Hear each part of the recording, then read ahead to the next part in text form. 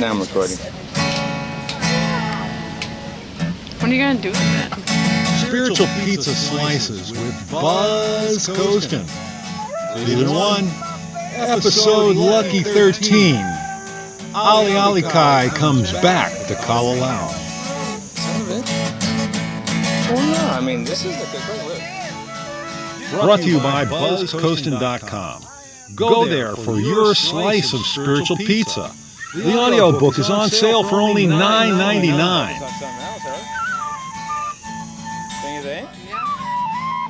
You want to see how far I can go? A Northwest Mountie, and he's been trailing this desperate character for 3 years. And I'm tired. Well, it's him or me. Spiritual Pizza Slices with Buzz Coastin. Brought to you by BuzzCoastin.com. Go there for more information. For most of my life, I have walked the earth, met people, and got in adventures. Now, fast approaching my dotage, I'm releasing an eclectic mix of trippy memorabilia that I collected while walking the earth. Hope you enjoy the flashbacks from my trips. If you like this kind of thing, be sure to subscribe and tell your friends. And if you don't like it, well, be sure to tell your friends. And thanks for listening. We are trying to do everything that we can. Spiritual Pizza Slices with Buzz Coastin, Season 1, Episode 13. Last week I heard that Titus Kinimaka was under the weather, and I hope he's feeling mo better now. In the last podcast, I mentioned I recorded a few of ʻAle Kai Kinimaka's songs at Eddie Free's studio. And so this week's podcast features the story of ʻAle Kai Kinimaka and how he came to be the Konohiki of Kalalau Valley. There's not much more I can say about all this. The story will say it all. So let's drop into Eddie's studio in Kapahi right now and listen to Eddie and ʻAle Kai work out a song.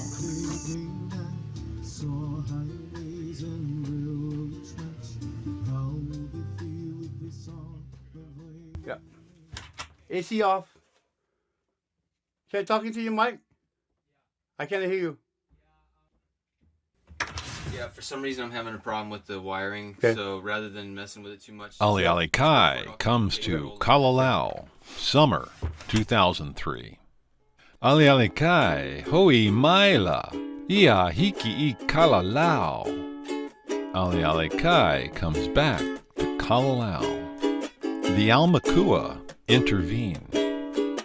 There's this place where... Oh, shit.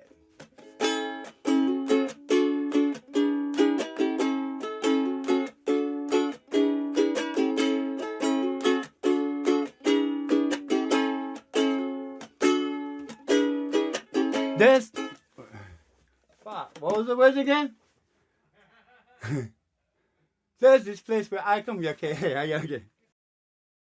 ʻAle Kai tended to pilot a lot of sketchy boats, and therefore he sometimes ran into trouble while out on the rippling ocean, the ʻAle Kai. One day in rough seas off the Nepali coast, ʻAle went overboard when a pig wave struck his boat. To make matters worse, he went unconscious at the same time. When ʻAle Kai awoke, he found his left arm was hooked by crook to the gunnel. That was when ʻAle Kai had a vision of his Almakua. The Almakua, in Western terms, could be considered family gods, kind of like guardian angels, but they're not the same thing. Anyway, the Almakua have big mana, and they told ʻAle Kai that they saved his life so that he could go live in Kalalau Valley. As you may have already deduced, the Almakua have very odd ways of attracting residents to Kalalau Valley. Shortly thereafter, ʻAle Kai was sitting in Ikaika's camp telling Ikaika about his intention to move into Kalalau. That's when I stumbled in, and that's how I met ʻAle Kai for the first time. That's just a small part of that story, which starts kind of like this. Francis ʻAle Kai Kinimaka was born at a party on Kalapaki Beach. So he was off to a good start, and his older brother Percy Leleo Kinimaka bathed him in the surf, and then christened him ʻAle Kai, rippling ocean, and he's been ripping up the ocean ever since. Several years before I met him, ʻAle Kai had been in a near-fatal surfing wipeout. I think that happened in Tahiti. That was when ʻAle lost most of his teeth, and never bothered to get them fixed either. This lack of dental artifice augmented his already striking appearance. However, ʻAle Kai was indifferent to what people thought about him, unless mocked. That could get him going. At first sight, ʻAle Kai was a very Hawaiian-looking dude. He had a wild mane of dark, curly, sun-streaked hair, and a toothless grimace obtained from the aforementioned wipeout, and some other hard knocks too. ʻAle Kai was stocky, with a muscular build that came from spending a lot of time in the ocean. If you didn't know him, ʻAle Kai could look menacing, which I think was a covering he used to protect his very soft heart. David Leleo Kinimaka. ʻAle Kai's great-grandfather was David Leleo Kinimaka, 1851 to 1884. Leleo Kinimaka was born into Hawaiian nobility and was the Hanai half-brother to King Kawakawa, with whom he shared a mother. David Leleo Kinimaka begat a very large family too, many of whom had illustrious careers in show business and hospitality services in 20th century Hawaii. David Leleo Kinimaka had a son, born Matthias Leleo Kinimaka in 1884. Matthias Leleo had a son, Joseph Kamanava Kinimaka, born 1910. Joe Kinimaka had 13 children with 2 wives. In 2013, about 500 of Joe's descendants got together to celebrate his memory, and the Kinimaka family provided all the entertainment and food for the festivities. ʻAle Kai was Joe's last-born child, lucky number 13. ʻAle Kai moves in. At that time, I knew nothing about the Kinimaka family, and to me, moving into Kalalau meant setting up a camp in Kalalau Valley. To ʻAle Kai, it meant setting up a beachfront cabana with rock walls and a thatched roof. And this camp of his was a little too conspicuous a camp for any of us to try to pull off. It wasn't even very far from the Ranger Shack, nor the #1 heliport either. It would later be called A Camp, and it became the axis on which turned the Summers of Love in Kalalau Valley. The Kalalau Summers of Love happened in the years 2003 and 2004. Some might pick Pierce's birthday as the beginning of that moment in time. The Summers of Love happened very gradually. At first, ʻAle Kai would come in sporadically. Sometimes, ʻAle Kai would take out passengers along with the trash. These more frequent visits of ʻAle Kai's made Kalalau much more convenient and semi-civilized. Thus, ʻAle Kai would supply all the necessary explosives to make some memorable fireworks for 2 very remarkable Summers of Love. Baba, black sheep. ʻAle Kai refused to live like a ʻAole, and he always tried to live close to nature, especially the ocean. Being the youngest child in a very large family, ʻAle Kai's contrarian nature distinguished him from the Kinimaka crowd. Many of his siblings were widely acclaimed before he was born. ʻAle Kai would grow up in the shadow of his next oldest brother, Titus Nihi Kinimaka, who was a noted musician, songwriter, surfer, and entrepreneur even before ʻAle Kai lost his teeth. There were no Kinimakas before ʻAle Kai who could top him at being the black sheep of the family. But that's just my casual observation, so don't take all this too seriously either, because ʻAle Kai has a hard-to-define persona and a mind of his own. Taking out the trash. 4 tons of trash was stinking like shit behind the Ranger Shack. That was because the DLNR had stopped hauling out the tourist trash. This forced the outlaws to do something about it. The solution to the problem coalesced a nucleus of trash hauling outlaws, headed up by ʻAle Kai, Waino, and Larry. Kalalau Larry was ʻAle Kai's right-hand man and first mate. Larry kept ʻAle Kai's boat afloat and running. Larry had 10 years' experience as a Coast Guard helicopter mechanic. Larry kept track of the changing tides, the weather forecasts, and all things nautical by using a battery-powered radio. He was ʻAle Kai's best first mate ever. Waino was a rather charming seaside sea urchin. As well as a beachcomber, Waino came in contact with a lot of tourists as he combed Kauai's beaches for seashells. He made a few bucks that way too. In fact, Waino once scored the right to live in Wainiha Valley. It happened when he sold some seashells by the seashore to a law professor from Harvard, who land granted Waino her vacant lot in Wainiha. That's how charming Waino can be. Waino was a sales and marketing guy for ʻAle Kai's boat service. He found the customers, negotiated the prices, and scheduled the rides. Waino was the guy who organized the outlaws into the trash moving brigade. Waino was a very hard-working deadbeat. And Waino also asserts that he, and not Larry, was ʻAle Kai's right-hand man. Once the trash moving program got underway, John Wareheim lent ʻAle Kai his super-fast powerboat that could arrive at Ka from Kalalau Beach in about 10-15 minutes.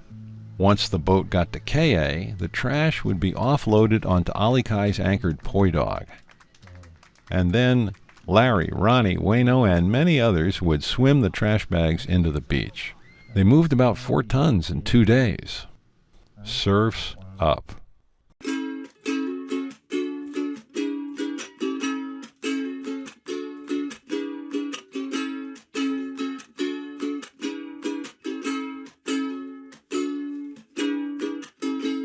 There's this place where I come from,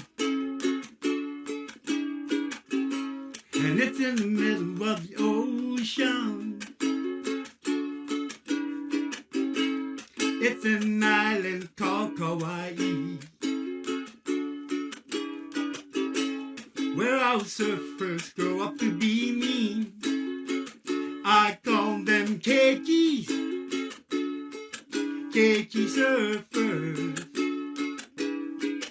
keiki surfers of Kauai. I call them keikis, keiki surfers, keiki surfers of Kauai.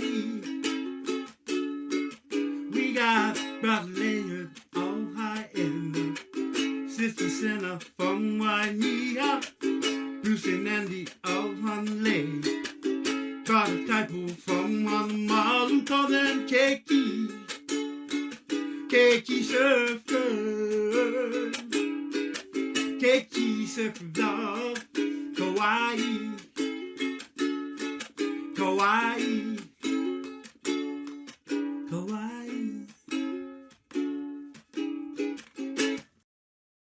Surf's up. The day after the trash had been hauled out, everyone was chilling at A Camp when ʻAle Kai had noticed a small bump in the wave heights that was beginning to grow larger.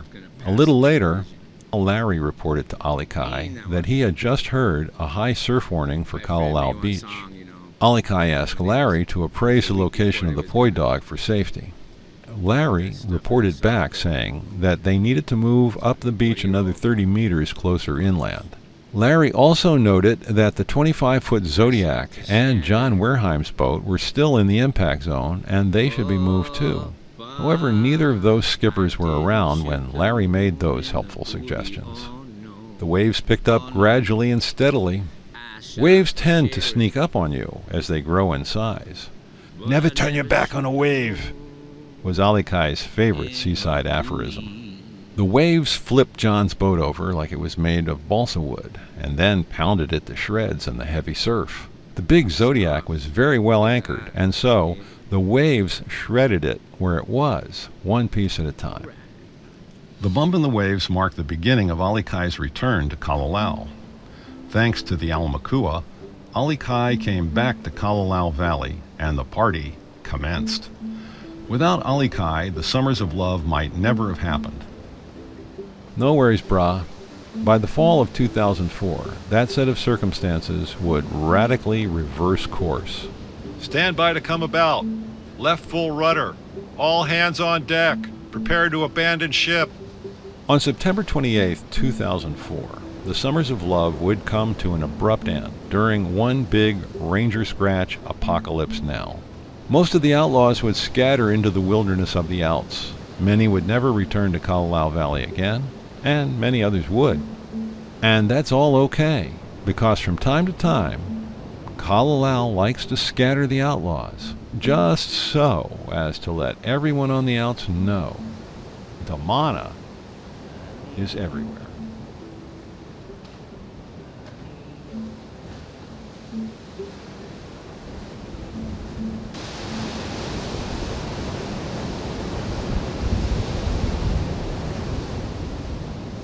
Hope you enjoyed your slice of spiritual pizza. If you can't wait for more, the audiobook is on sale for $9.99 at buzzcoastin.com. And that's the last time I'm going to tell you about it in this podcast. Or you can subscribe and wait for the story to unfold. And be sure to tell your friends about the Buzz. Thanks for listening.